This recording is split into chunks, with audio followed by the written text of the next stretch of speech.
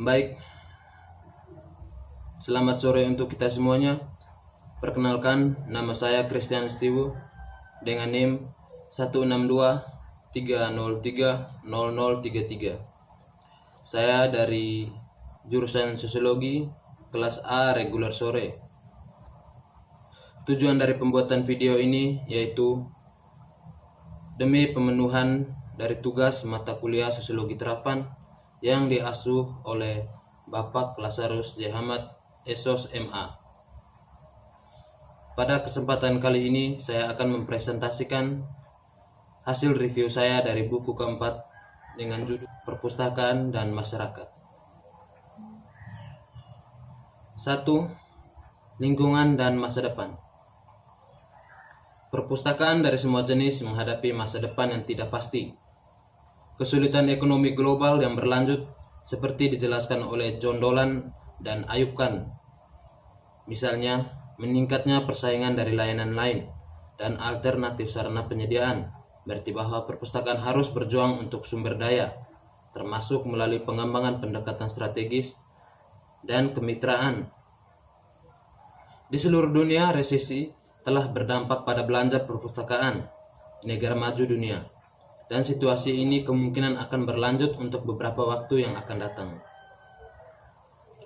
Meskipun belum jelas bagaimana depresi keuangan besar akan mempengaruhi permintaan akan layanan perpustakaan, hal ini diprediksi secara luas, tidak terkecuali kontributor buku ini, bahwa kebutuhan masa depan akan dilayani dengan cara yang berbeda dari cara sebelumnya. Ini dikatakan sebagai kesimpulan yang hampir pasti ketika seorang menganalisis cara-cara yang sudah ada di internet secara signifikan mengubah cara orang menjalani hidup mereka. Perkembangan perpustakaan digital dan globalisasi, dan pada saat yang sama personalisasi penyediaan informasi telah berubah permintaan untuk penyediaan dan penggunaan koleksi dan layanan perpustakaan. Namun, teknologi hanya menjadi satu pendorong, meskipun itu sangat penting. Dengan adanya diidentifikasi di bab selanjutnya, pengguna menjadi lebih menuntut, lebih terverifikasi, dan lebih canggih dalam tuntunan dan persyaratan mereka. Sementara perubahan sosial dan politik juga akan mempengaruhi cara bagaimana perpustakaan dilihat. 2. Perpustakaan dan masyarakat. Teknologi mendorong TIK telah merevolusi cara informasi dibuat, disimpan, diakses, dan dieksploitasi, antara lain Derek Lau dan Sarah Porter kontributor buku ini. Sekarang ada banyak orang yang tidak pernah mengenal dunia tanpa internet, seperti yang dibahas Jenny. Jurusan selanjutnya, perkembangan diperkirakan. Potensi digital yang cukup bersumber daya diakui secara luas dan banyak proyek besar telah dilakukan membuahkan hasil di bidang ini. Konsekuensinya, perpustakaan telah diubah menjadi penerapan teknologi. Tapi mereka perlu diubah lebih lanjut jika mereka ingin terus menjadi kekuatan vital. Itu kebaikan yang telah lama ada di hati mereka.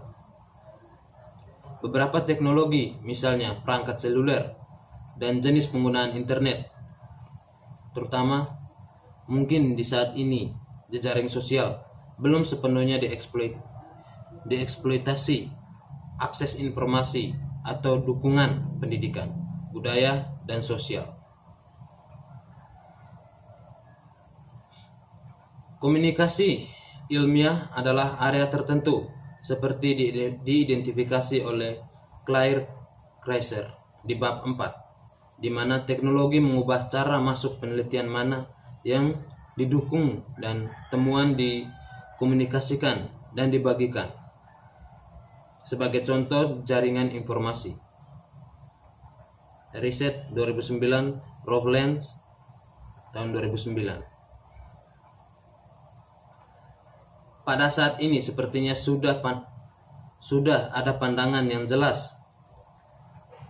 Itu publikasi hanya elektronik adalah jalan ke depan, meskipun tidak ada satupun konsensus tentang bagaimana hal itu akan dicapai.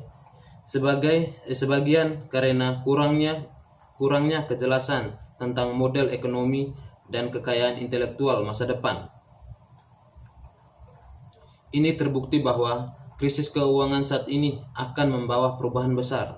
Secara sederhana, karena jalur publikasi saat ini tidak lagi terjangkau. Secara lebih luas, masih banyak pekerjaan yang harus diselesaikan. Hal hubungan antara perpustakaan digital dan pengetahuan, pembuatan dan penggunaan dan komunitas yang berbeda, serta penyediaan berkualitas tinggi, meresap infrastruktur.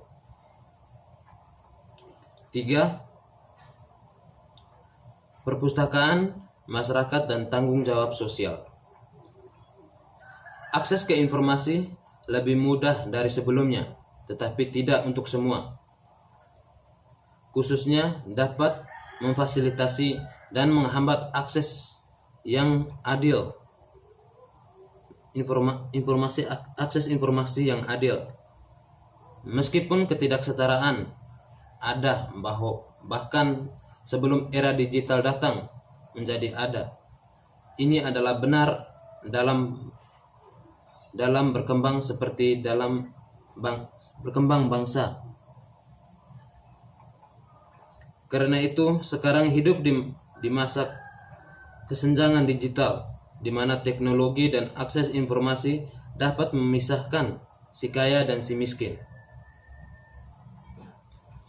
Ada ketimpangan yang signifikan dari perpustakaan penyediaan secara global. Di satu sisi, seperti ditunjukkan oleh John Father, akses ke informasi tidak pernah semudah ini. Di sisi lain,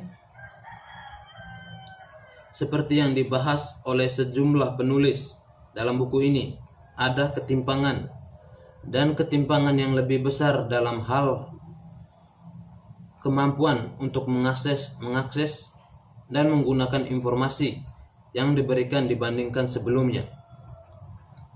Di Inggris misalnya, pada saat penulisan, setidaknya serangkaian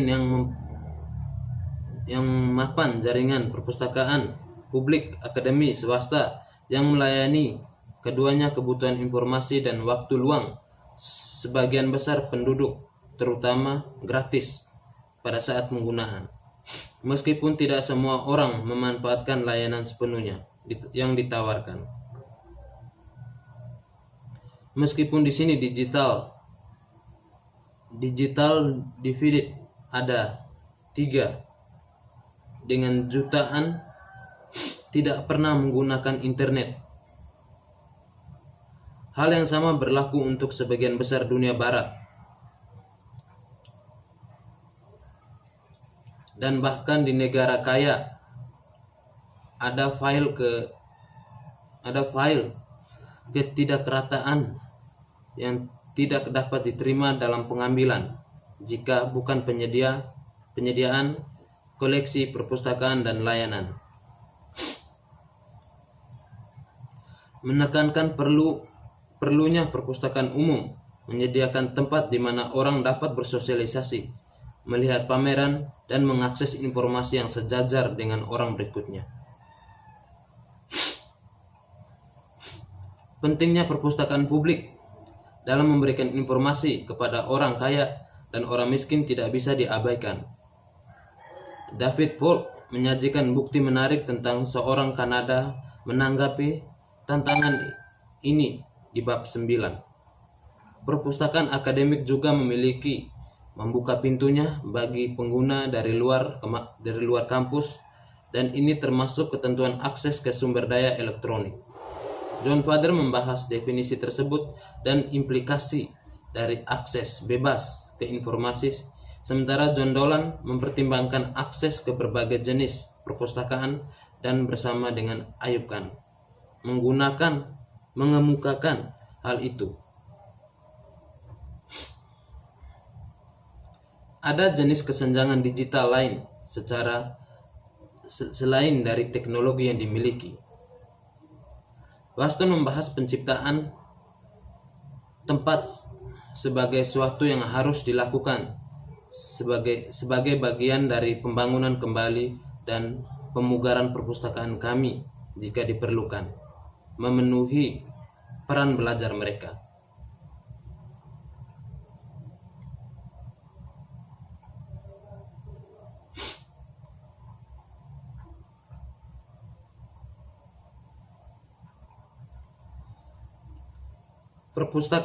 Akses perpustakaan untuk pengguna eksternal ada 3.